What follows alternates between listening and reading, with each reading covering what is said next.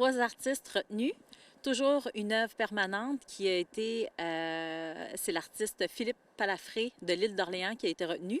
Puis pour les 2 œuvres temporaires, on a Sandy Cunningham de la Côte-de-Beaupré, une charmante artiste de chez nous. Puis on a Audrey Demers-Roberge, Demers-Roberge, pas l'inverse, une artiste de Québec qui va venir aussi installer une œuvre temporaire au Canyon de Sainte-Anne. Puis est-ce que tu peux décrire pour chacun un petit résumé de quoi va ressembler l'œuvre? Oui, pour l'œuvre permanente, ça va être une sculpture là, sous forme géométrique avec de l'aluminium puis je m'excuse, de l'acier inoxydable. On va avoir pour Sandy Cunningham une toile encadrée avec du bois cueilli dans la nature. Puis Audrey, elle, va nous faire une sculpture également là, de céramique et bois.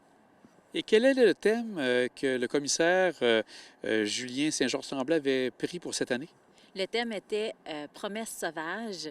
C'était en lien directement là, avec la structure du canyon, ses rochers, toute la végétation, l'eau, le torrent qui se passe là-bas.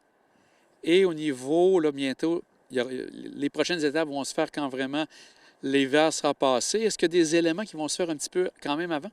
Bien là, tout dernièrement, on a ciblé les endroits où seront les œuvres. Alors, en primeur, je vous annonce que ce sera dans l'espace juste devant le pavillon d'accueil. Il y a comme des tables à pique-nique, là, puis une allée centrale. On va avoir 3 belles œuvres installées tout au long de cette allée-là. Puis par la suite, bien, les artistes vont passer en mode production pour une inauguration là, au printemps 2024. On prévoit fin mai. Ça va être à déterminer la date exacte. Donc, comme tu dis, eux ne seront pas bloqués par l'hiver, travaillent leurs trucs dans leur atelier, mais le tout va se préparer par la suite au printemps. Oui, voilà, à la fonte des neiges, là, en fonction de l'implantation de chacune des œuvres, on va s'organiser pour que tout soit fait dans le temps.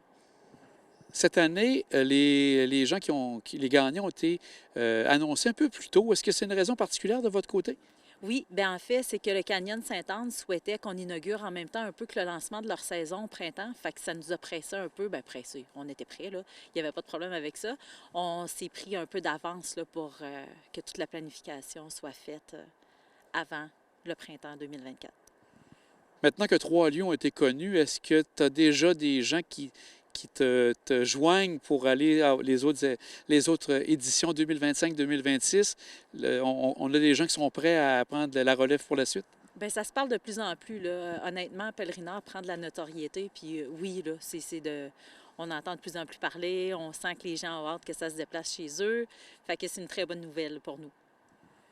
Bien, ma chère Michèle, un grand merci, puis on va suivre avec attention ce qui va se passer pour Pèlerinard.